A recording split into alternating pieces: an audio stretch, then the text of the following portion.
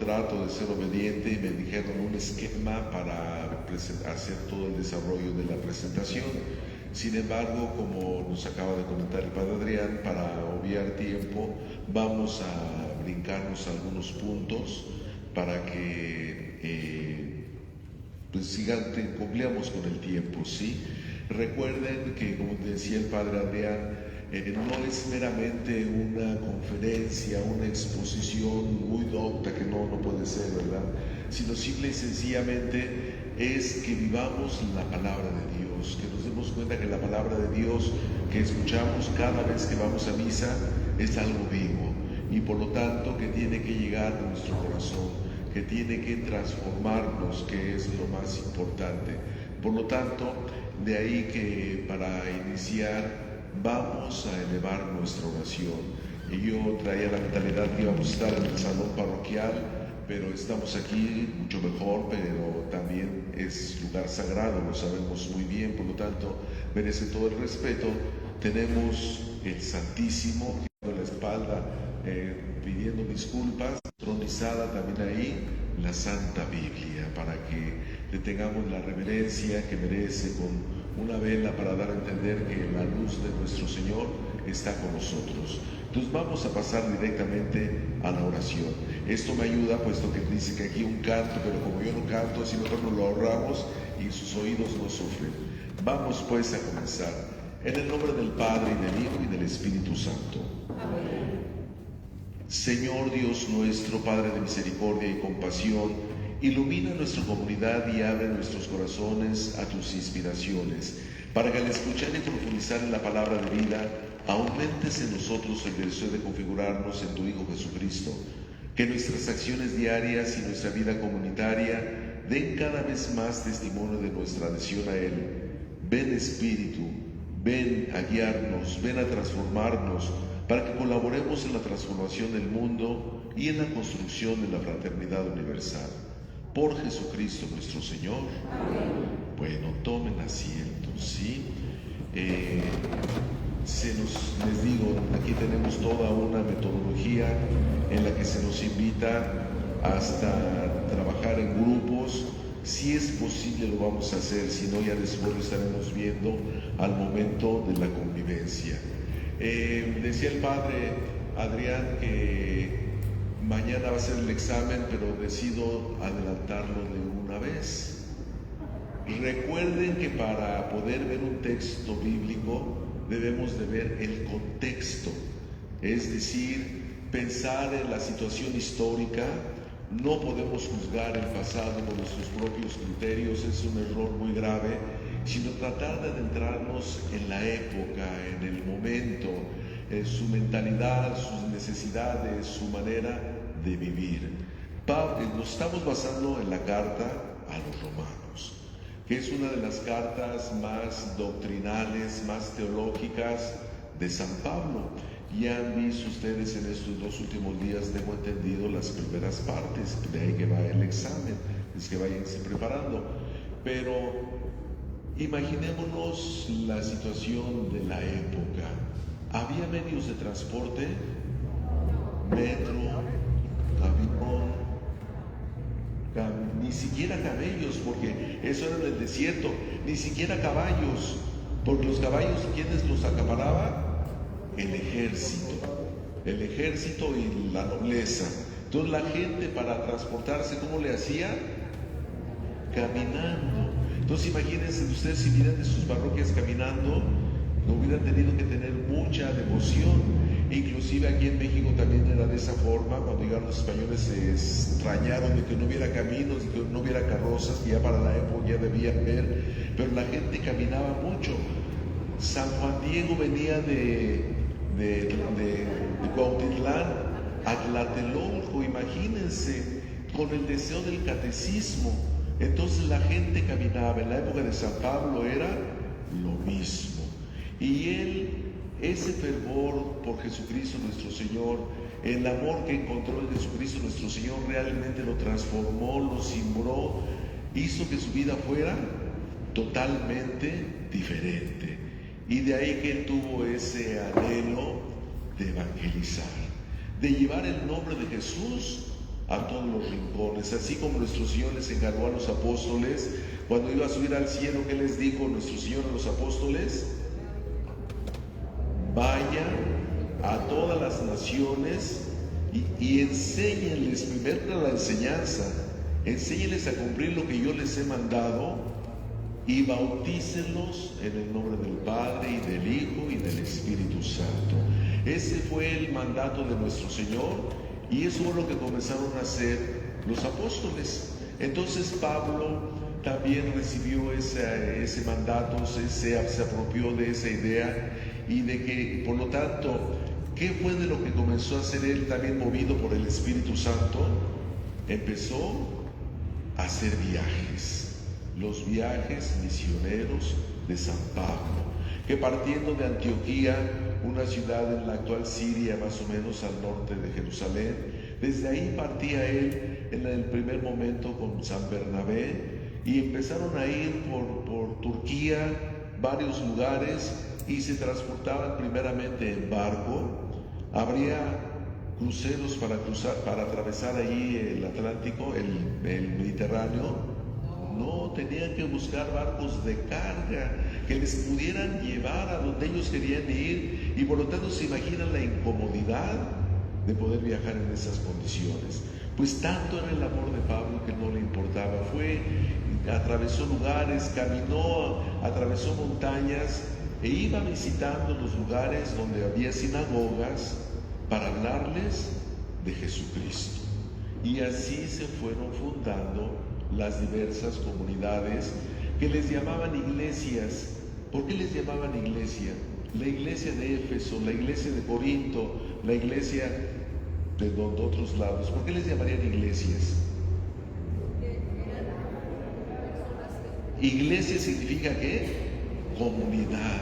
Entonces era como decir, en términos, palabras de ellos, decían la comunidad de Corinto, la comunidad de Tesalónica, y son lugares que él fue fundando, y por lo tanto ya después le llamamos iglesia en general, pero en aquel entonces eran las iglesias, las diversas iglesias que él fundó, que él se preocupaba para que estuvieran más o menos bien. Si ustedes tienen la buena costumbre de ir a misa todos los días, esperemos que sí tengan la posibilidad, es un verdadero lujo. La iglesia nos pide nada más los domingos, y si vamos diario es un verdadero deleite. Hoy terminamos de leer más o menos de forma continua en la primera lectura, ¿qué carta? A los Colosenses. Entonces ahí se va viendo ese fervor de Pablo, cómo se va viendo cómo él quería enseñarles, y él empezó a ver toda la grandiosidad de la iglesia, y él tuvo el sueño de hacer una iglesia universal, que no fueran puras iglesias, sino que todas las iglesias estuvieran unidas y que tuvieran como un mandato, y por lo tanto que hubiese una cabeza. Esa cabeza, esa idea ya la había tenido nuestro Señor Jesucristo, obviamente. ¿Quién iba a ser esa cabeza de la iglesia en un principio? Pedro. Porque él le dijo, Simón, ahora te vas a llamar roca, piedra, porque sobre esta piedra edificaré mi iglesia. Entonces les estaba dando a Pedro como la autoridad sobre los demás apóstoles. Los apóstoles comenzaron a morir, fundaron sucesores que son nuestros actuales obispos, va siendo la sucesión, pero Pablo veía como una gran comunidad, una gran iglesia que tuviese una sola cabeza y que todas estuvieran unidas, de tal manera que pues al tener una cabeza, que todos fueran caminando más o menos igual, porque las diversas cartas que él escribió era preocupándose para que no hubiese desviaciones en la fe, que todo el mundo tuviera los mismos principios, la misma manera de seguir a Jesucristo nuestro Señor. Imagínense si de repente hoy en día me llegan personas, es que me dijo una señora que para traer al bautizo tengo que traer esto. ¿Y quién le dijo que tenía que traer eso? Pues una señora. ¿Y con qué autoridad se la de esa señora? Nos creemos tan fácilmente lo que me dijo la comadrita, lo que me dijo aquí y allá, y podemos caer en desviaciones. Hoy en día que tenemos medios de comunicación, hoy en día que tenemos manera de instruirnos, ¿cómo habrá sido en la época de San Pablo, que no tenían medios de comunicación?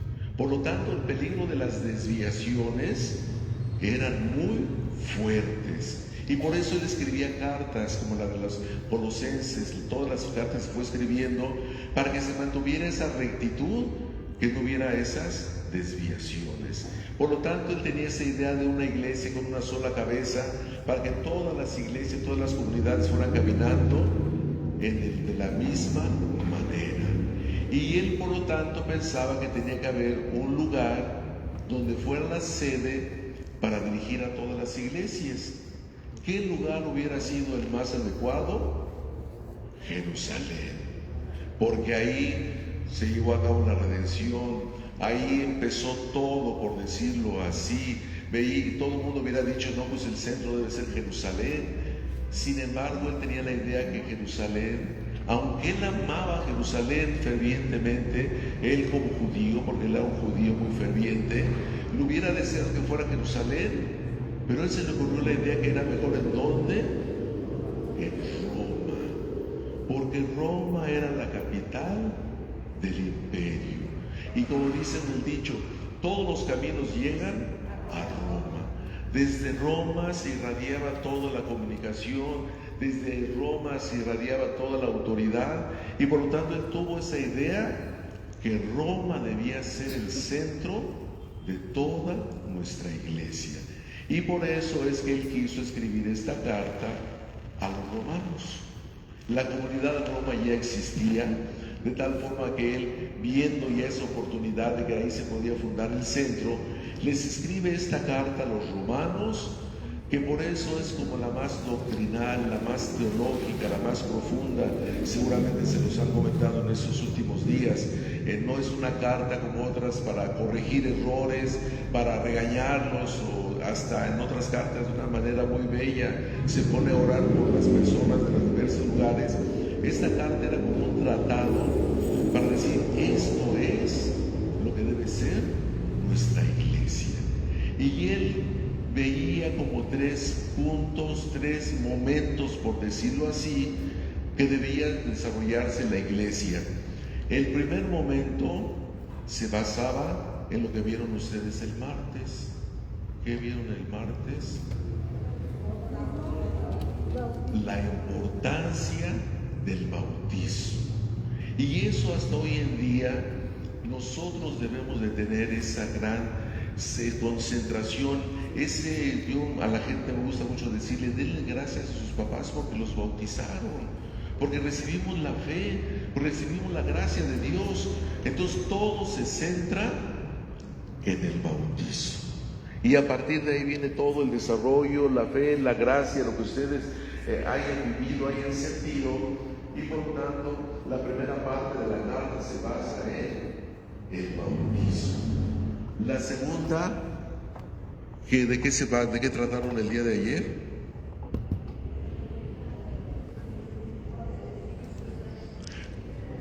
La presencia del Espíritu Santo.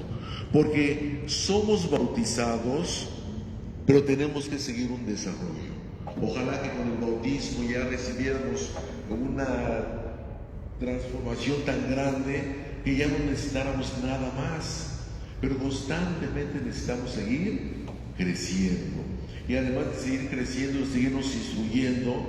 Y como ya les decía, estar muy prevenidos para cualquier desviación, para cualquier voz que nos estén diciendo.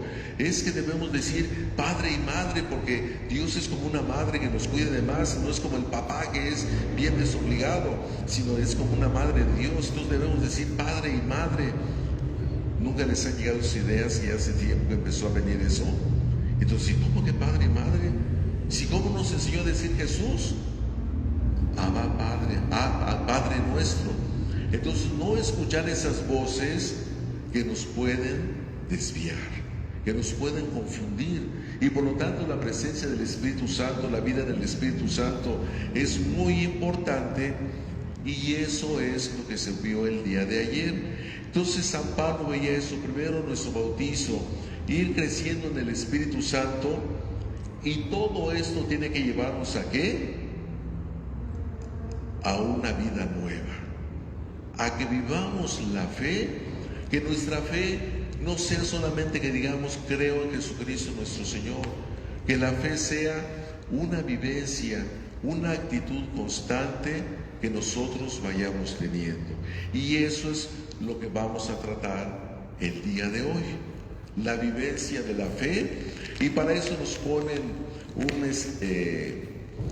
un fragmento de la carta a los romanos precisamente, que es muy bella. El fragmento que son 3 fragmentos que nos piden, pero vamos a centrarnos solamente en el primero. ¿Dónde está la cita? Se me perdió. 12, 1, 8. Lo que pasa es que tiene una parte del capítulo 12 y otra parte del capítulo 13, pero del capítulo 12 vamos a tomar del 1 al 8. ¿Alguien quisiera pasar a leerlo? Pásale.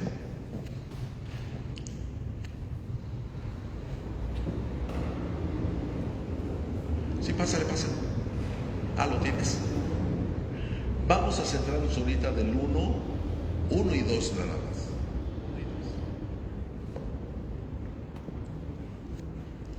Les ruego, pues, hermanos, por la gran ternura de Dios, que le ofrezcan su propia persona como un sacrificio vivo y santo capaz de agradarle.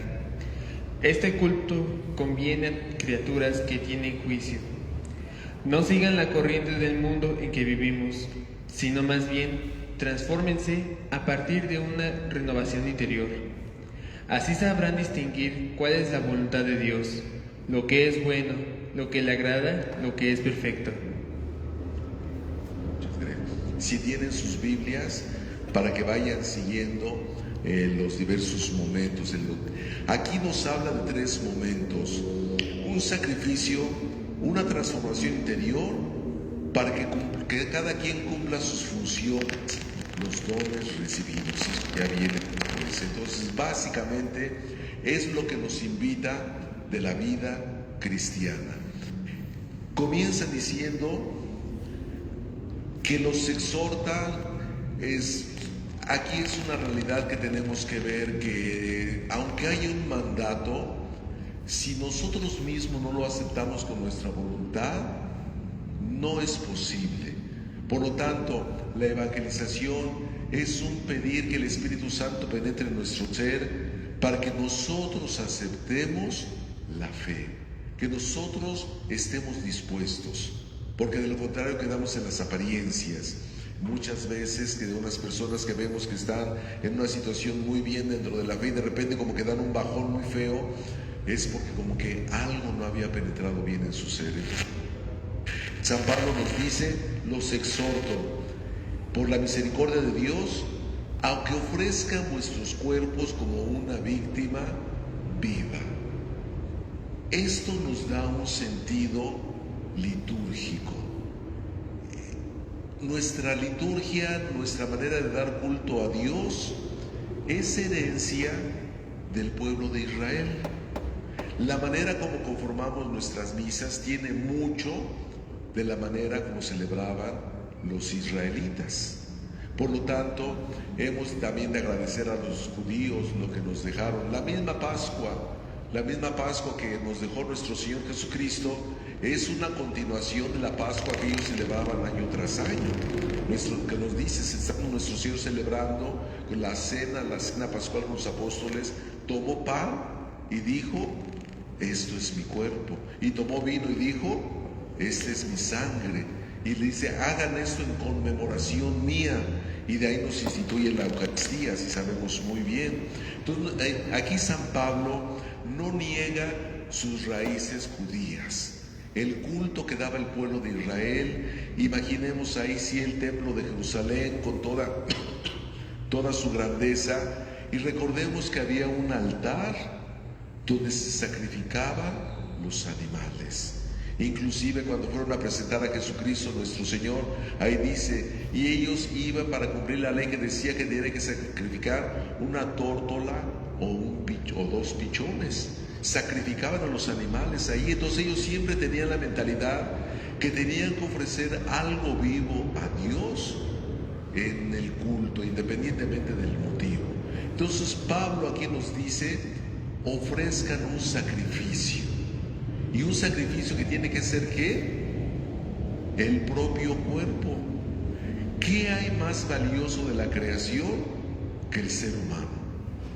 Entonces lo que nos pide Pablo es que le ofrezcamos lo más sublime, lo más grandioso que hay, que es la vida humana. Y a manera de Jesucristo nuestro Señor, que Él precisamente realizó el sacrificio único y definitivo, ofreciendo un cuerpo precisamente, pero no agarró el cuerpo de alguien, sino que ofreció su propio cuerpo para traernos la redención. Entonces, eso es lo que nos está pidiendo Pablo, que ofrezcamos nuestro cuerpo como una víctima, que nos ofrezcamos lo más grandioso que tenemos nosotros, que es nuestro propio cuerpo. Claro está, no tanto como Jesucristo nuestro Señor, no vamos a pedir que nos crucifiquen definitivamente. Sin embargo, sí, para que podamos buscar, ¿qué sigue diciendo? Pues como una víctima viva, santa, agradable a Dios. Tal será nuestro culto espiritual. De tal manera que nuestra vida se convierte en algo agradable a Dios. Y se va a convertir en algo agradable al estar unidos a Jesucristo nuestro Señor, al seguir sus enseñanzas, al irnos configurando a Él, para que ¿cómo que sigue diciendo? A ver, y vuelve bien la transformación, una víctima viva, santa, agradable a Dios. Eso es lo que debemos de tratar de hacer con nuestra vida, algo digno. Y tenemos que ofrecer nuestra vida, vuelvo a decirles, no en un sacrificio cruento, recordemos el término cruento, que fue lo que hizo nuestro Señor, sino que un sacrificio incruento, que es la Eucaristía. Pero también nosotros ofrecemos un sacrificio incruento en todo lo que vayamos haciendo. Al venir aquí, los trajeron en su limusina. ¿Cómo vinieron? Algunos caminando tal vez, o el transporte público, quien tal vez en el mejor de los casos tiene transporte personal, pero están aquí tal vez en incomodidades, tal vez en un tiempo que pudieran haber dedicado para descansar, para ver la televisión, para divertirse, pero están aquí. Eso ya es algo agradable a Dios, y están ofreciendo su cuerpo, su vida hacia Dios. Ese es el sacrificio que quiere nuestro Señor, que todo lo que vayamos haciendo sea algo vivo, santo, agradable.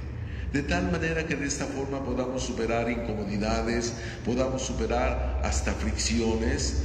Lo bueno es que en nuestros grupos nunca hay pleitos, ¿verdad? Todo el mundo se lleva requete bien, siempre están dando abrazos, casi besos, siempre están en una actitud constante de amor. O sea que no sabemos lo que son los pleitos, afortunadamente.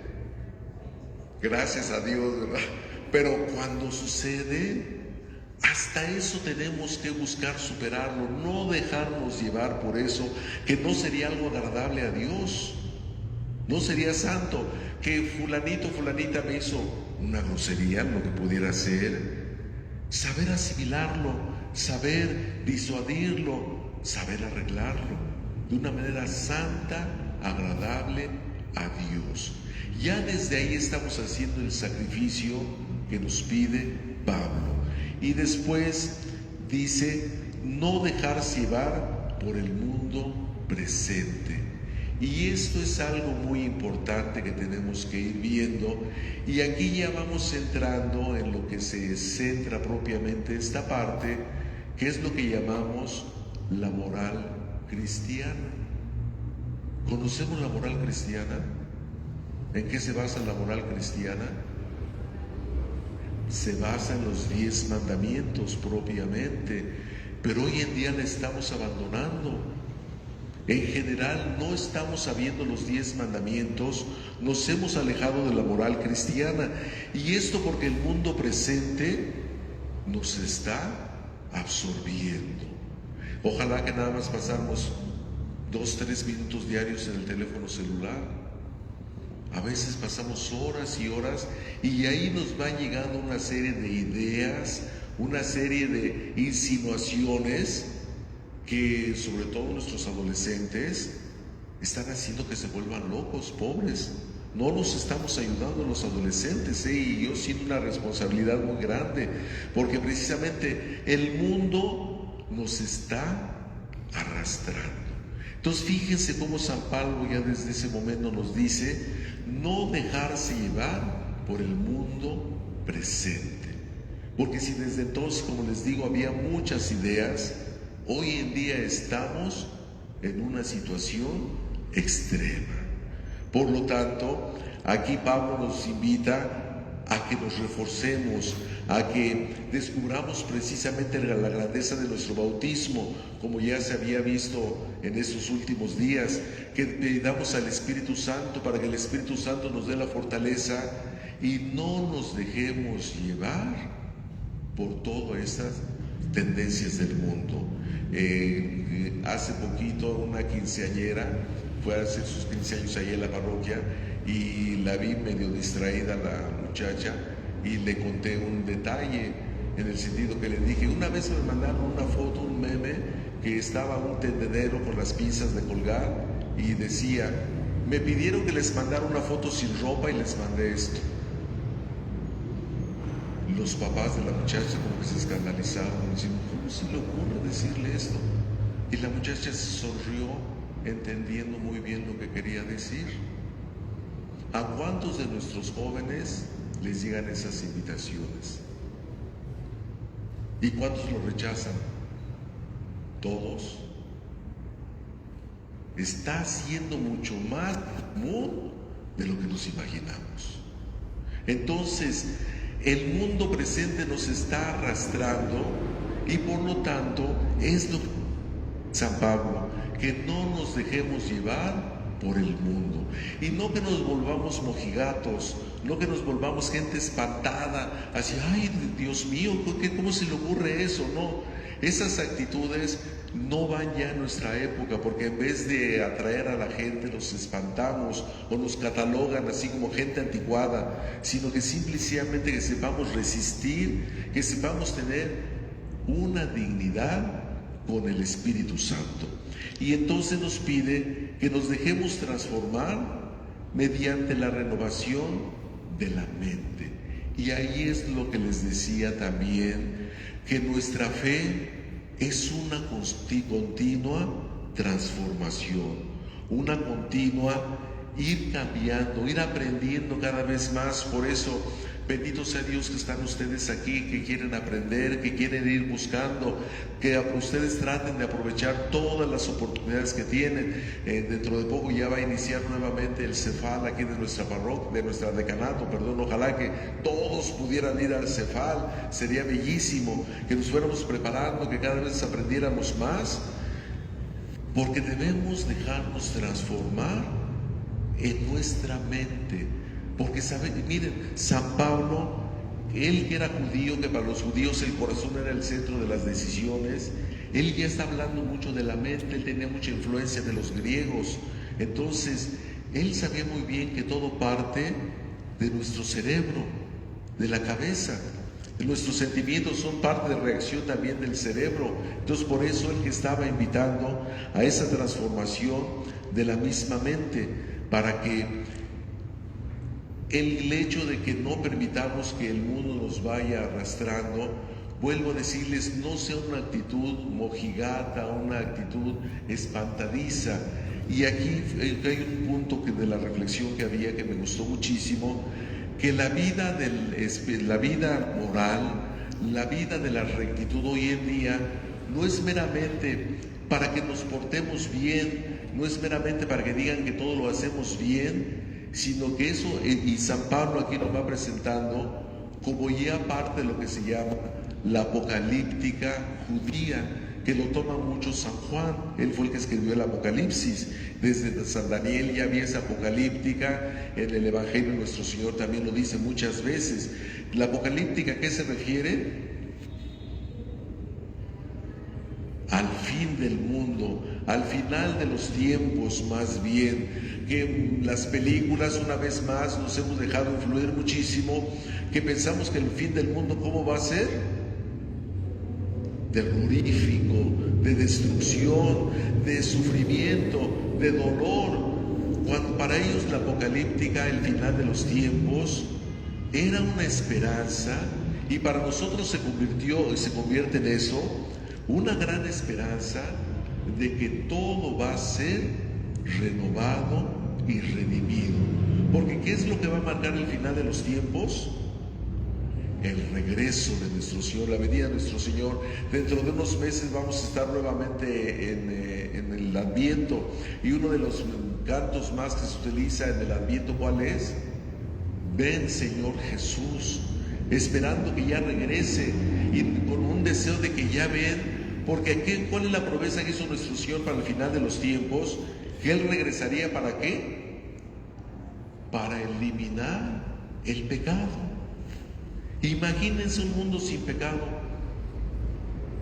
puro amor, pura paz, pura alegría, pura felicidad. Entonces la apocalíptica judía, que nosotros somos herederos también al pensar en el final de los tiempos, es el deseo de que ya no haya pecado entre nosotros. ¿Y quién lo va a venir a remediar? Jesucristo nuestro Señor. Por eso anhelamos ya el regreso de nuestro Señor. Claro, bien dijo que iba a venir como juez, para que no estemos tan contentos, ¿verdad? Entonces, esa apocalíptica es: si me porto bien, si cumplo los mandamientos, si vivo el amor de Dios, no es para que me pongan mi estrellita en la frente, sino para que ya esté viviendo desde ahora lo que será cuando regrese nuestro Señor Jesucristo, y que por lo tanto desde hoy ya vivamos sin pecado. Y ese es el anhelo que debemos de tener, y en eso se basa la moral cristiana, se basa en los 10 mandamientos, que es la indicación, pero es el anhelo de que ya empecemos a vivir hoy sin pecado. Por lo tanto, invitar a todo mundo a la rectitud, invitar a todo mundo que vivamos en paz, que nos quitemos ya de todo aquello que nos hace sufrir, que nos hace que nos peleamos. Les digo, cosas tan simples y a veces tan tontas en los grupos, que nos enojamos, que nos enemistamos, que ya no me cayó bien y no le hables, y que quién sabe qué. En la misma iglesia nos pasa. Entonces, como decir, es que eso no debe haber cabida. Entre nosotros no puede ser eso. Que sí, me dijo algo muy feo acerca de mi mamá, pues qué feo, ¿verdad? Pero ¿y me enojó? Sí, me enojé, pero ¿me voy a pelear? Ay, sí, ya es donde entra mi voluntad, entra mi libertad, para decir, no me voy a dejar llevar, porque ya anhelo ese mundo sin pecado, ya anhelo ese mundo cuando regrese nuestro Señor, que a la vez ya no tenemos presente. Fíjense cómo maneja nuestra iglesia, cómo maneja Jesucristo el tiempo, que anhelamos el final de los tiempos, cuando ya regrese nuestro Señor Jesucristo, pero en realidad ya está aquí con nosotros. ¿Y cómo está con nosotros? En la Eucaristía. Entonces, por lo tanto, tenemos todo para ya vivir como el final de los tiempos.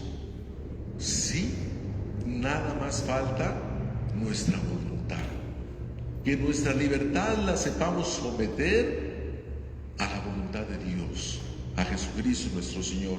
Y por eso se basa mucho en esto, de no dejarse llevar por el mundo, y de que nos vayamos transformando en la renovación de nuestra mente. Entonces, por lo tanto, la moral cristiana, la ética cristiana, se basa mucho en que vivamos ya hoy en esa rectitud, pero vuelvo a insistirles, no como mojigatos, no como que sintamos que nosotros estamos fuera del pecado, que ya somos gente buena, ya nosotros el Señor nos ha redimido, nos ha renovado, sino que en esa actitud constante de querer vivir la presencia de Dios, así como el final de los tiempos pero en nuestro tiempo presente. Como si Jesús hubiera venido a juzgarnos y que nos hubiera ya liberado completamente. Entonces, por eso Pablo nos habla en esa manera, para que vivamos en la fe, vivamos nuestra palabra. Y después dice también, aquí ya no lo leyó aquí el compañero, pero dice, para que puedan distinguir cuál es la voluntad de Dios, lo bueno, lo agradable, lo perfecto. Y en este sentido, la voluntad de Dios, aunque tenemos los 10 mandamientos, no es tan evidente, no es tan fácil de comprender. Vuelvo a decirles que debemos de esforzarnos estudiando, preparándonos en la oración. Como decía el Padre, al ratito va a estar el Santísimo Sacramento expuesto. Acudimos al Santísimo Sacramento, o aunque no sea jueves que no esté expuesto el Santísimo, nos damos nuestras vueltecitas para visitar el Sagrario. Yo les invito mucho, ¿verdad?, que tengamos esa devoción. Obviamente, si pueden aquí sería muy bien, si no en su propia parroquia, traten de hacer visitas al Santísimo, hagan oración ante el Santísimo, y es mucho mejor así, porque muchas veces dicen, es que yo oro en mi casa, yo oro oración en mi casa, pero nunca faltan las distracciones. Nunca falta o la tele, el teléfono, o mamá dame esto, o que quién sabe qué en el hogar. Muchas veces no tenemos la concentración que necesitamos, y por eso yo sí les recomiendo que van al mercado a comprar algo así, pues dense sus 2 minutos para pasar al Santísimo y hagan oración, encomiéndense a Dios, pidan por su familia, pidan para que nuestro mundo ya vivamos en esa rectitud, en esa paz. Vuelvo a insistirles, no como espantados, no como gente puritana como se dice, sino en ese amor de querer estar en la presencia de Dios.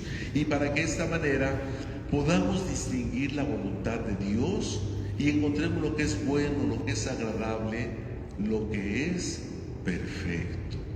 Recordando que la perfección, de acuerdo a como nos dice nuestro Señor en el Evangelio, no es la perfección como la que pensamos hoy en día, de 0 errores. No sé si les gusta el béisbol, a mí no mucho, pero poquito lo que sé. ¿Nunca han oído hablar de un juego perfecto para un pitcher? ¿Qué es eso? 0 home runs, 0 strikes, a todos se los ponchó, ¿verdad? Sí, y 0 carreras además. Ese es un juego perfecto para un pitcher, que no haber cometido ni un solo error. Esa perfección no es la que nos pide Dios, porque tarde o temprano nos equivocamos en nuestra debilidad, en lo que ustedes quieran. La perfección que nos pide Dios es que vivamos con la dignidad que hemos recibido, la dignidad de hijos de Dios. Porque esto es algo que nunca se nos debe olvidar, que en el Génesis, que Dios tomó barro, formó al ser humano y le sopló en la nariz, sopló el aliento divino. Entonces estamos hechos de barro, pero con el aliento divino, y nos hizo a su imagen y semejanza. Esa es la gran dignidad que tenemos nosotros y que nunca se nos debe olvidar. De tal manera que aunque nos equivoquemos, pues hay que corregir, hay que reparar lo que hayamos dañado, hay que mejorar. Ayer o hoy, pero decía la carta presa en el Evangelio, traten a los demás como quieren que los traten, sean misericordiosos porque su Padre es misericordioso. Entonces, esa es la perfección que nos pide nuestro Señor, y que Pablo aquí nos lo vuelve a repetir. De tal forma que entonces aquí ya del 3 al 8 nos da una serie de indicaciones, nos da el ejemplo del cuerpo, como en otras cartas también San Pablo da el ejemplo del cuerpo, que es un ejemplo muy bello, porque si recuerdan, aquí nos la pone, ahorita ya no la leemos, no la vamos a leer porque el tiempo se nos va acabando, pero es el ejemplo que dice que todos somos miembros de un solo cuerpo, somos diferentes órganos, y cada uno de los órganos del cuerpo son valiosos, necesarios. Ni uno es mejor que el otro, sino que cada quien cumpla su función, y es la gran invitación que después hace, que cada quien haga su función como le corresponde. Eso nos quita envidias, nos quita rivalidades, hace que nos sintamos parte del gran cuerpo que es la Iglesia, y nos lleva a que pensemos en la armonía, pensemos en una verdadera fraternidad. Ayer, pensando también en los evangelios de estos días, es cuando nuestro Señor, de los discípulos que tenía, escogió a 12 después de toda una noche de oración, y escogió a 12 que les dio el nombre de apóstoles, y nos da la lista de ellos. Y al ver la lista de esos apóstoles, uno dice: ay Señor, ¿cómo se te ocurrió escoger a ellos, verdad? Todos tan diferentes, todos con preparación tan diferente, algunos mucho mejor. Pensemos en Mateo, que era una persona súper instruida, y a otros como Simón el celote, que era violento, era agresivo, era un soldado, y los demás, ¿no? Entonces, ¿cómo se le ocurrió? Pues nuestro Señor hace de esa gran diversidad una sola comunidad, que fueron los apóstoles. Y por eso en la siguiente parte nos habla de que cada quien haga su función como le corresponde, y que contemplemos esa gran diversidad. Cada parroquia, cada comunidad, cada grupo tiene una diversidad fabulosa. Cada quien somos diferentes porque tenemos un alma única y repetida, de tal manera que ahí es donde debemos de apreciarnos y saber unirnos, saber trabajar juntos en una verdadera armonía, que es lo que nos está pidiendo San Pablo también, sin soberbias, sin sentirnos más que los demás, sin menosprecios, sino que realmente todos vayamos caminando en la unidad, y eso es lo que va a formar propiamente todo una comunidad. Y de ahí que, como les digo, vamos contemplando el final de los tiempos, de tal manera que lo vivamos ya desde ahora, de tal forma que toda nuestra fe tiene que aterrizar en la moral, en la vida cotidiana. Es en la vida cotidiana donde nos santificamos.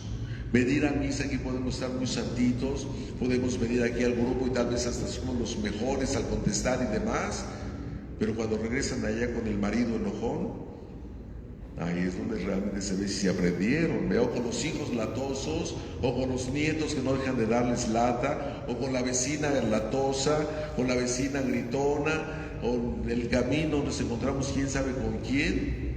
Es en la vida cotidiana donde nos santificamos. Aquí tomamos la fuerza, aquí recibimos la gracia de Dios, pero es en la vida diaria donde nos santificamos. Y en eso consiste precisamente el aterrizaje, que digámoslo así, que nos pide San Pablo. Todo lo que empezamos con el bautismo, todo lo que el Espíritu Santo nos va llevando constantemente, tenemos que llevarlo a la práctica, en el día tras día, en las compras donde nosotros vayamos, en donde nosotros podamos estar, pues antes las tortillas, bueno, todavía hay tortillerías, pero muchas veces ya compran las tortillas en el súper, más bien en el paquete, pero ahí donde estamos haciendo la cola, con quien platicamos, la atención, la amabilidad, todo eso allí es donde nos vamos santificando. En el trabajo, aquellos que trabajan, en la escuela, con los amigos, hasta en el antro nos podríamos ir santificando. Sí, espero que no vayan, ¿verdad? Porque es bien caro, según me platican, pero hasta en el antro. Es decir, si voy al antro, me voy a dejar llevar por el mundo, dejarme llevar como todos, éntrale a la droga, éntrale a todo lo demás en el antro, que tratáramos de hacer diferente. Si es que vamos, si no vamos a eso, ¿para qué, verdad? Pero en fin, la cuestión es que en la vida diaria es donde nos vamos santificando. Lo que ustedes hagan, y las diosidencias, si fueron hoy a misa, hoy en la misa se nos pedía las oraciones de pedir por quién. No, a las oraciones propiamente de la misa. No les se dieron cuenta, nos dijeron, hoy se nos pide que le pidamos por los laicos. Y las oraciones son muy bellas, porque dice ellos que están para que donde estén lleven la presencia de la iglesia, lleven la presencia de Dios. Entonces ahí es donde nos santificamos. Vuelvo a decirles, en el trabajo, que el trabajo es pesado, que mi jefe es bien latoso, lo que ustedes quieran, en su familia, en sus necesidades, y también viendo un poquito en los aspectos, en los achaques también. De repente, como ya vienen los achaques, todavía no les toca, ¿verdad? Ustedes están muy jóvenes, ¿verdad? No saben lo que son los achaques. Poquito. Pero hasta en esas situaciones, dar gracias a Dios, porque recordemos lo que utilizó nuestro Señor Jesucristo para podernos... El sacrificio, que más bien, ¿cómo fue? El sufrimiento, el dolor. Recuerden que había los dos caminos para la redención, que todo el pueblo de Israel pensaba que iba a ser el primero y por eso tenían miedo, por eso se fueron a bautizar con Juan, pensando que con eso tenían la purificación de sus pecados. Sí la tenían, pero era porque se estaban preparando para la llegada del Mesías, porque pensaban que el Mesías iba a venir con un gran poder, se iba a eliminar a los enemigos de Israel. Y el enemigo principal de Israel, ¿quién era en ese momento? Los romanos.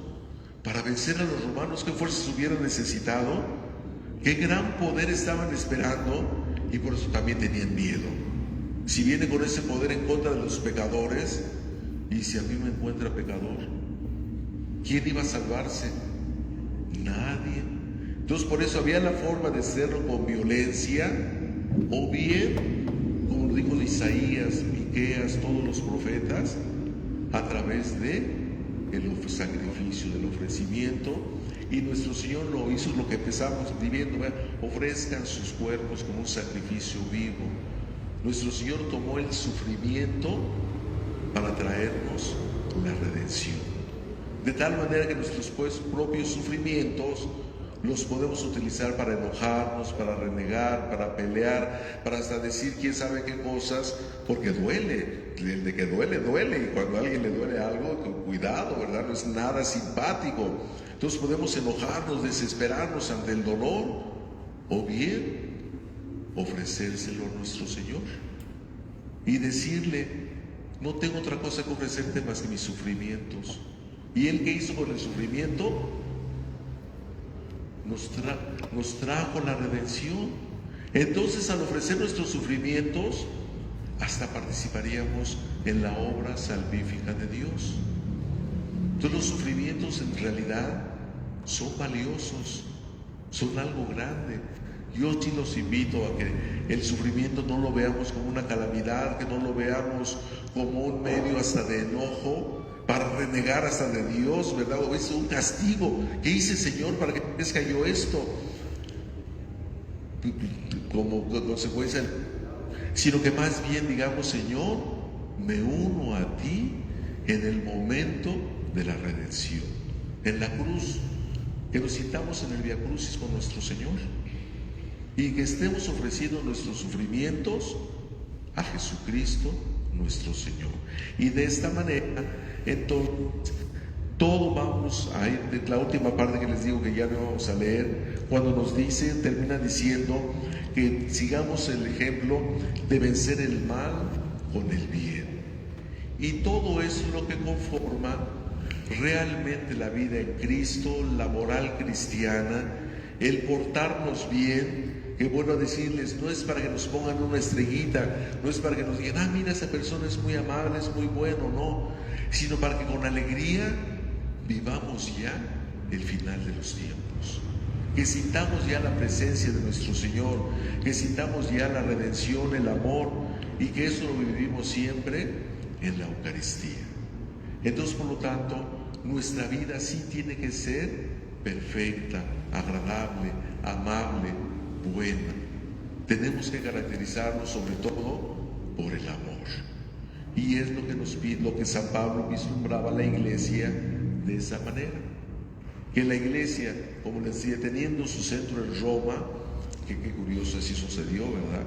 Nuestro centro está en Roma, que desde ahí se vaya extendiendo a todo el mundo para que todos vivamos la vida cristiana con alegría.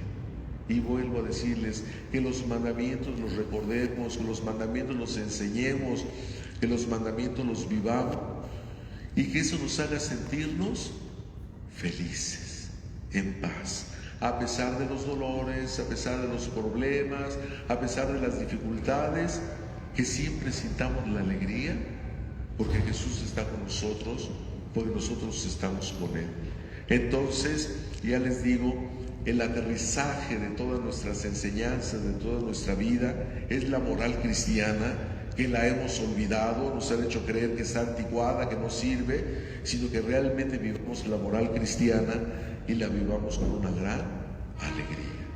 Entonces, así hasta corrijamos a nuestros nietos, nuestros amigos, nuestros familiares, pero no como un regañón, no como el más bueno que está poniendo a los demás en su lugar, sino una invitación a ese gozo por la vida cristiana. Y es lo que nos invita San Pablo en esta carta, para que vivamos allí. Bueno, ¿alguna pregunta, inquietud? Tenemos un minuto para ello, que se está acabando el tiempo. ¿Nada en especial?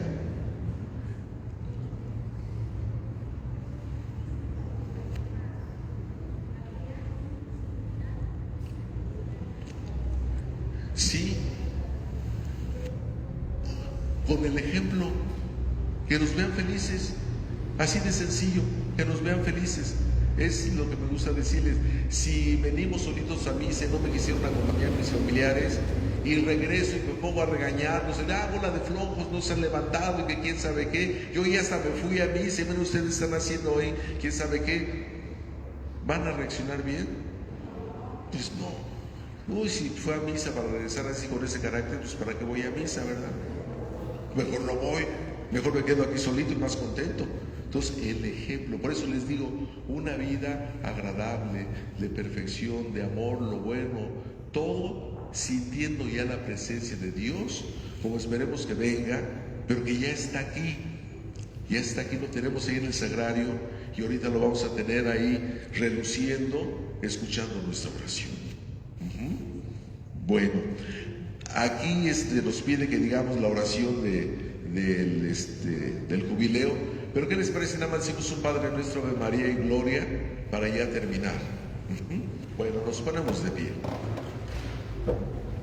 Vamos a dirigirnos al sagrario que tenemos ahí a su izquierda para que culminemos así este momento. En el nombre del Padre, y del Hijo, y del Espíritu Santo.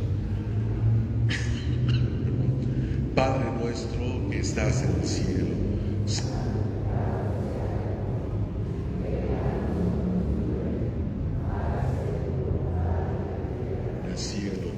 danos hoy nuestro pan de cada día, perdona nuestras ofensas, como también nosotros perdonamos a los que nos ofenden. No nos dejes caer en la tentación y líbranos del mal. Amén. Dios te salve María, llena eres de gracia, el Señor es contigo. Bendita eres entre todas las mujeres, bendito el fruto de tu vientre Jesús. Santa María, Madre de Dios, ruega por nosotros los pecadores, ahora y en la hora de nuestra muerte. Amén. Gloria al Padre, y al Hijo, y al Espíritu Santo.